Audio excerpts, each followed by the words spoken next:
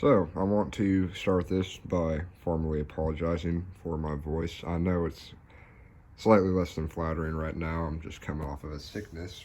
But, without going much into detail about that, this is something that I have concocted recently. This is an M16A2 clone that I didn't fully assemble, but I was able to build for $500, less than $500 actually. And here's how that happened, and here's how it kind of turned out. So,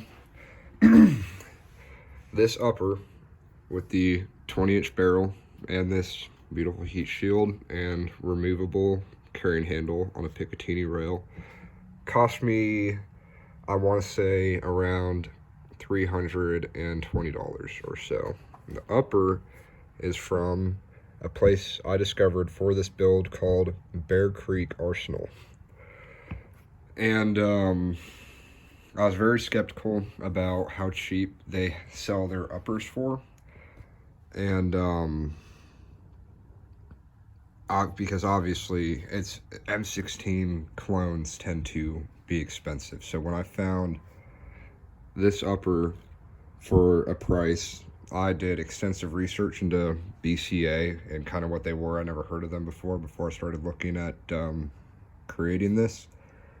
Their reviews gave me mixed signals. I've heard that some people say that you get a really good bang for your buck on uppers. However, their lowers had created some weariness about purchasing them. Not as great of reviews on the lowers. The uppers, though, people said the rifling was good. They're sturdy. So I said, you know what? Pull the trigger on it, so to speak. So I got that. But then I needed a lower. And to where I found another very cheap item for this beautiful looking piece at Palmetto State Armory. And it was actually my first PSA product. This lower with this classic M16 stock cost me, I think, $160. Right around there. I think 160 or 170. The lower is fine. It's pretty much what you'd expect for your typical nothing special type lower. Then this was the end product. So a few things first that happened.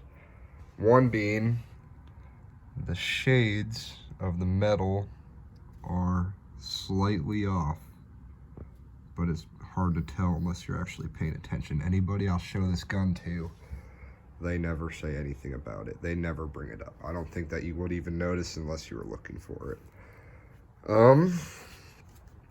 Bigger problem that I ran into, though, was the amount of wobble between the upper and the lower. It was actually horrendous, and I'd never seen it so bad. I took steps to mitigate it. I actually did a method that I found from one guy on YouTube who created a mold on the little nub on between the upper and the lower, creating a mold using super glue, and what that did was remove the extra spacing that was causing this little notch right here. That was causing it closed the gap. So all I did was I put super glue in there, closed it, let it mold to the shape, and removed any excess space. And that pretty much solved the problem entirely. Matter of fact, I would go as far as to say that it is actually sturdier, sturdier than most rifles. But this gun, I absolutely love it. The muzzle, I'm not gonna lie, I didn't realize it had these little twists in the muzzle.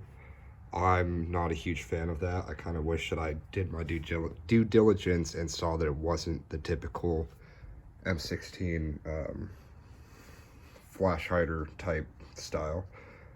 But if you want to build an M16A2 clone for less than $500, this is kind of what your outcome can be. And I really can't complain.